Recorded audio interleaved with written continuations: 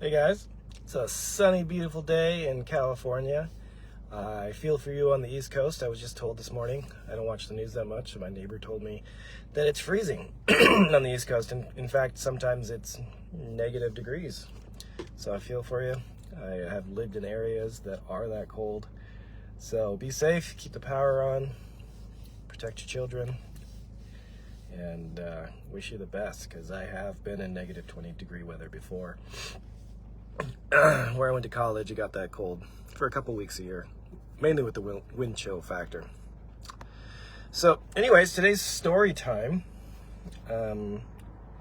This is how I fight back against all these toxic bloggers that are trying to smear my name, smear my family, and in general trying to cast me in a negative light.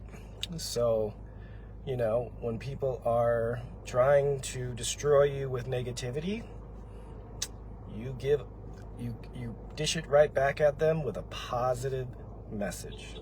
Okay? So I'll just wait for a second and let this thing load up. I have about 25 minutes till my next patient, and I'm only a few blocks away. Hello from Wisconsin. It must be a little cold there. So this is a story about those of you in rural America, the small town culture. Those of you that grew up in small isolated towns, you know that the culture is generally you don't leave. Generally you stay in the town and you do what everyone else is doing, get a job, get married, have babies. And that's kind of what most people do. It's a cycle. And it's very rare for people actually to leave and do something crazy or extraordinary. Those of you that are from small town America, you know, you kind of know that culture. There's nothing wrong with it. Small town America is a beautiful way to live. I just took a different direction with my life, and I could have easily just stayed in my small town. I was making good money at 18 years old, and I could have just stayed there and had a great life and had lots of fun. I just decided that I just took a different path and decided to go to college to be an athlete, and eventually here I am. So yeah, so basically this story is, you know, this is about just people messaging me, looking at my brother's criminal history, and trying to use that as a means to try to hurt my family, try to hurt me, try to make me look like a bad person. And this is actually, a really beautiful story about my mother. All right. and I know my brother wouldn't care when I talk about this. But essentially, yeah, my brother went to prison for 10 years. In high school, he got caught up in the wrong crowd. He was a skateboarder, and he just made friends with the wrong people. You know, some background on this, and I can't speak for Europe, but at least in America, you're not judged on what your family does, versus more like in specifically Nigeria. If you have a criminal in the family, it's like your entire family looks bad. So that's why they're trying to do it from that angle. They're trying to use my brother as a means to justify that I'm a bad person in some way, and that's just not how Americans think. So I'm addressing this because it's actually a beautiful story, and I learned a lot from my mother's actions. Actually, my mother is a saint. I'm telling you, that woman is a saint. So anyways, my brother got mixed up in the wrong crowd, and they like to just basically steal cars and go for joyriding. You know, he was 18 years old, wasn't really thinking about the consequences. It was kind of just like a competition amongst guys who could like do whatever. And eventually, you know, he never hurt anyone. He never had a violent crime. It was nothing like that. It was all they just stole cars, wouldn't joyride them, and then left them places. Unfortunately, in Oregon, there's a law where felonies stack. So if you do multiple crimes and can get convicted of multiple things, you get more time. There's no deal made. There's no like consolidating it together into one shorter sentence, which is really, really sad because there was a guy in the town that actually went to prison for being a child pedophile, and he was only in prison for a year, and my brother got 10 years, which is really sad because the law values property, a car, more than a human suffering, which I think is kind of messed up, to be honest with you.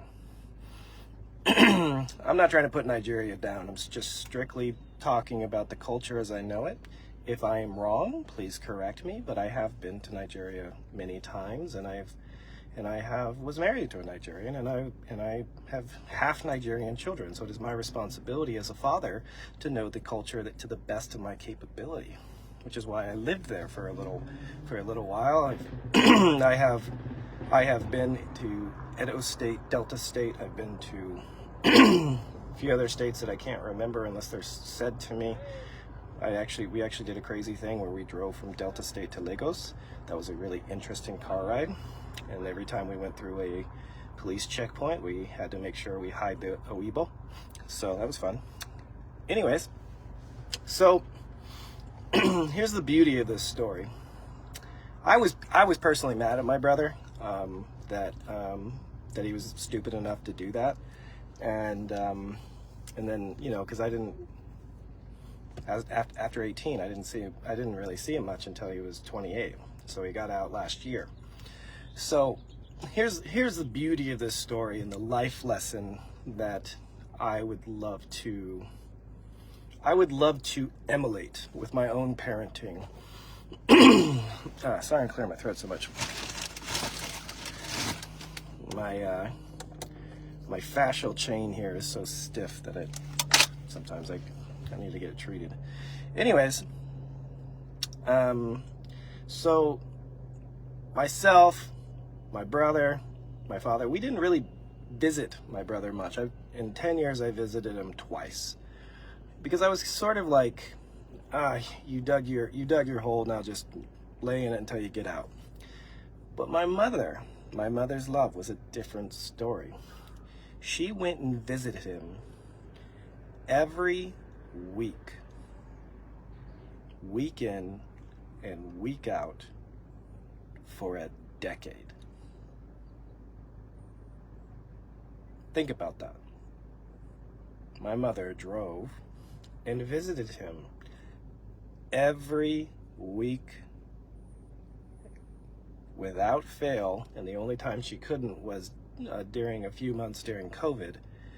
Every week in and week out. That is dedication as a parent. That shows your child, in this case my brother, that no matter their mistakes, you still love them and you're still there for them and you still support them. And what I noticed is my brother stayed away from the bad people in prison. He didn't get in any trouble. He was a model citizen in there, and and as a result, he eventually got certain privileges where he was actually put to work as a welder. So he went into a training program within the prison system to become a welder. And now he's been out about a year, and he's married, or will be married in June. And June and Athena were going to be his flower girls. He has a 4-month-old baby, maybe 5 now. I posted him yesterday, baby Hunter. And he stays away from any bad influences. He doesn't do anything other than focus on his family and building a future for them. And I really do think that was because my mom never gave up on him and made it a mission to be supportive in the only way that she could, which was to visit him week in and week out for a decade. And in the beginning, I'd say the first 3 to 5 years, I didn't understand it. I truly didn't. I was like, Mom, why are you, like, he screwed up. Why are you putting all this tremendous energy in, you know, and seeing him every single week? Like that's, why are you doing that, you know? And then I had my first child, and then I understood. And June. And over time, I started to respect my mother for her dedication to one of her children, in this case, my brother. And she has the same dedication for me now, through going through all these smear campaigns, lies, slander, people just trying to basically destroy my life. She calls me every day to make sure that I'm doing well and I'm doing fine. And that's what a parent should do. No matter what your child's going through, at what age, it doesn't matter. You're always there for them, even when they don't want you to be.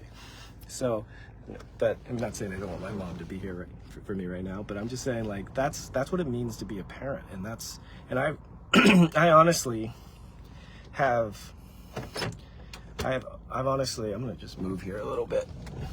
I've honestly learned so much from my mother in that regard, because even though maybe nothing changed my brother's mentality for the first 5 years, it didn't seem like it to me based on the conversation she would tell me she had with him, but over time, it did. And I can guarantee my brother is straight as an arrow now. He's focused on his son. He's focused on his family. He's focused on nothing else than building a positive, productive future for his family. And I think, and I believe, and I saw it over time, that my mother showing him unconditional love and visiting him every week in prison for a decade was subconsciously started to craft that message in him that it's okay, you messed up, let's get through this, and when you get out, we're still here for you, and we're going to build a better future together. So why do I tell this story? I tell this story because this is my way of fighting back to the toxic jackals and hyenas and brainwashed sheep of the world that just believe anything they see online, and all these smear campaigns. I think there's probably about 65 bloggers on Facebook alone that are trying to tear down my reputation, put my character into question, and this is just one means of doing it. And I'm going to fight evil with good. It's like a classic Star Wars story. You have the evil empire that controls through brutality, fear, and harassment. And then you have the lone Jedi that is fighting with the blue lightsaber, and he eventually overcomes the Empire. So I'm not afraid of what these people are doing. I'm not going to stop. You don't negotiate with terrorists. You just keep walking in the light. You just keep being positive and controlling what you can control. This particular narrative that they're trying to put out, that my family's a bunch of criminals, yes, my brother went to prison. So what? He's learned from it, and he's a better man because he had to learn from his mistakes.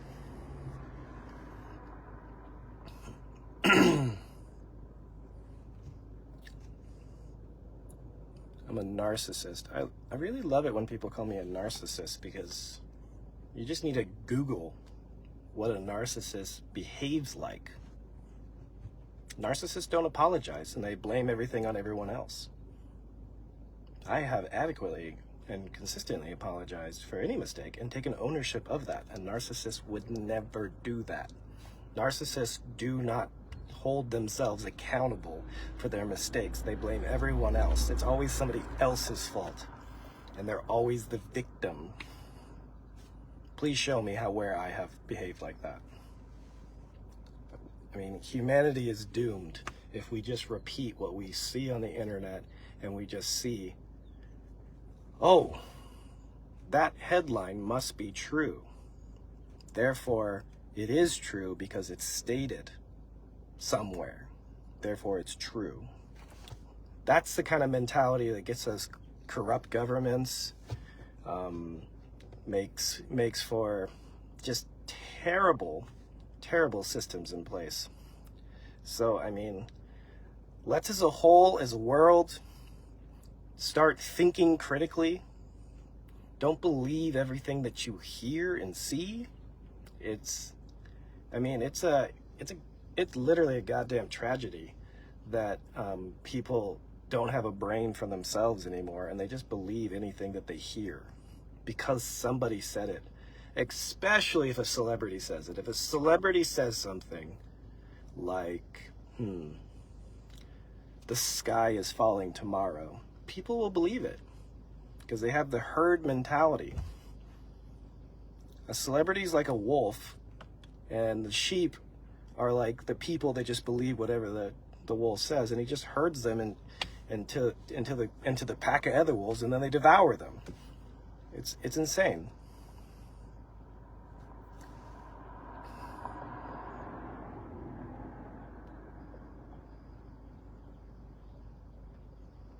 So that's my story for the day.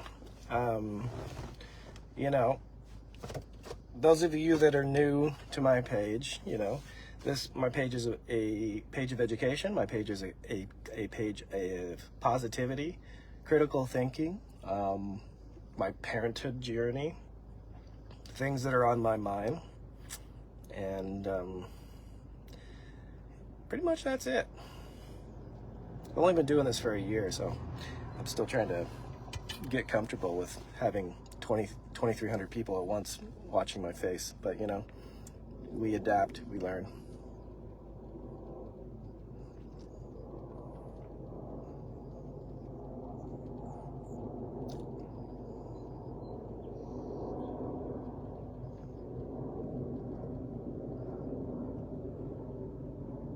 Just reading through comments, that kind of stuff. Yeah, well, somebody says don't respond to the negative comments. I only respond to the negative comments when there's something to learn from the negativity. People regurgitate what they hear, and I almost have a civil obligation, because I have a public platform that people are paying attention to raise education, awareness, self-reflection, accountability on certain things that people are just spraying out there because it's a buzzword right now.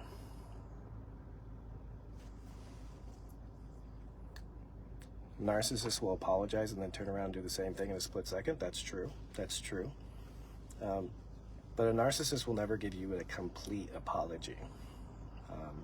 Meaning, I'm sorry, but you did this, which made me do the thing that hurts you. That's what a narcissist does. Somebody that's not a narcissist and has emotional intelligence will say they're sorry with no blame pushed on the other person. They will acknowledge, hey, I can see how that hurt you. I'm sorry I hurt you.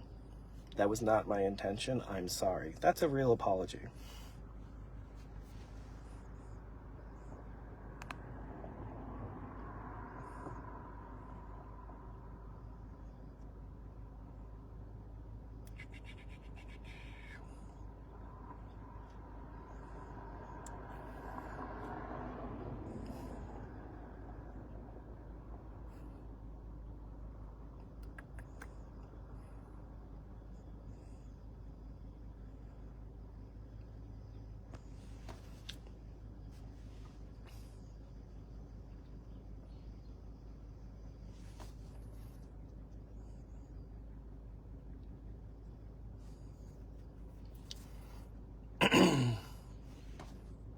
Well, I get it 7 minutes until my next patient. I have, I've been thinking about, you know, there's all this negativity around me going around the internet, and I've been thinking of ways to, like, basically fight back without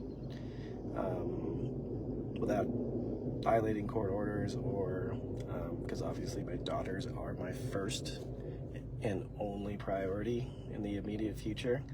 So I'm just going to start spinning their stories into positivity with the truth.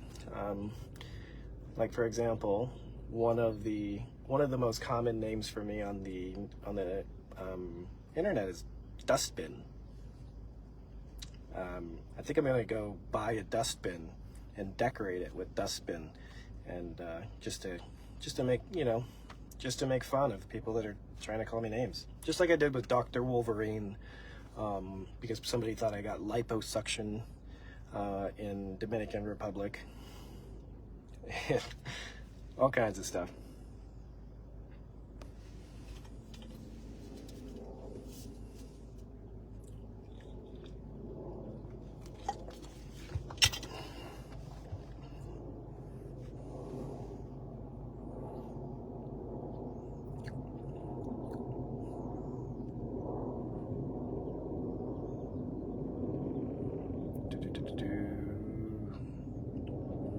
Brain reset.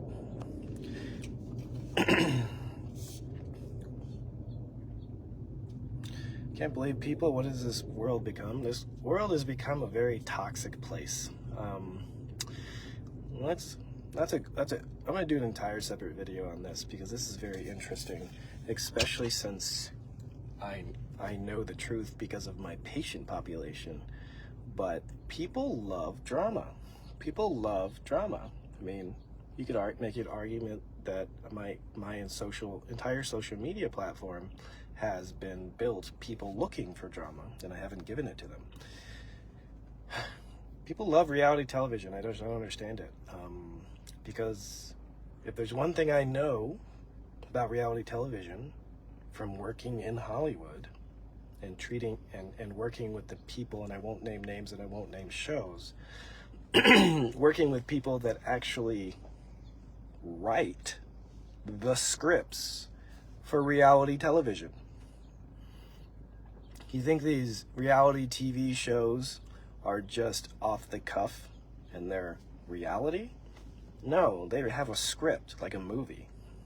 They're not as like have to stick to the lines as much as a movie, but they have a theme and what people are going to say and what drama they're going to create on every single TV show. So it's not actually reality TV, it's a TV show based on drama.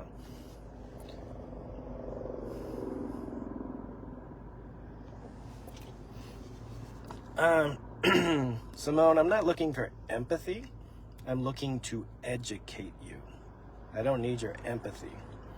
I do need you to raise your self-awareness of yourself and the world around you so that the human species becomes better. So I don't know if you guys have noticed what's going on in politics, the climate, and everything else. Like, there's some serious problem that our children, June and Athena, their generation is going to have to solve. And the lack of intelligence and ability to expand your mind and think and grow and not just do what you're told and not just believe everything that you hear. That's what governments want. That's what Hollywood wants. Be better, be smarter, be more of an individual. Anyways, that's my rant for the day. I'm about 3 blocks from my patient, so I better go. I have 3 minutes. All right. I see all the hate faces. My last thing that I'll say is I'm getting a lot of people sending me comments about reporting my page, trying to get my page shut down. Please report my page, because I'm not violating any community standards. Nothing I do is against Facebook's community standards. So when you report my page and Facebook investigates what I say and what I'm doing and I find no valid violations, do you know what's going to happen? I'm going to get boosted. Facebook's going to be like, this guy is popular. This guy is doing something that people are talking about. Let's make him more discoverable on the Explore page. So please report my page, because I'm doing nothing wrong. I'm doing nothing that violates community standards. And yes, I've read what does. And all you're doing is your hate is lifting me up. So please keep hating me, keep reporting my page, keep trying to tear me down, and I'll just keep soaring up. Haven't you guys come to that realization? You guys have been trying to tear me down for a year now, and 1 million followers later, I'm still rising. I'm not bragging. I'm literally like, how do they not get it? How do they not understand that their hate is making me succeed? Like, come on, people. Let's use some brain cells here. Pay attention. Anyways, rant over. I gotta go to work. Catch y'all later.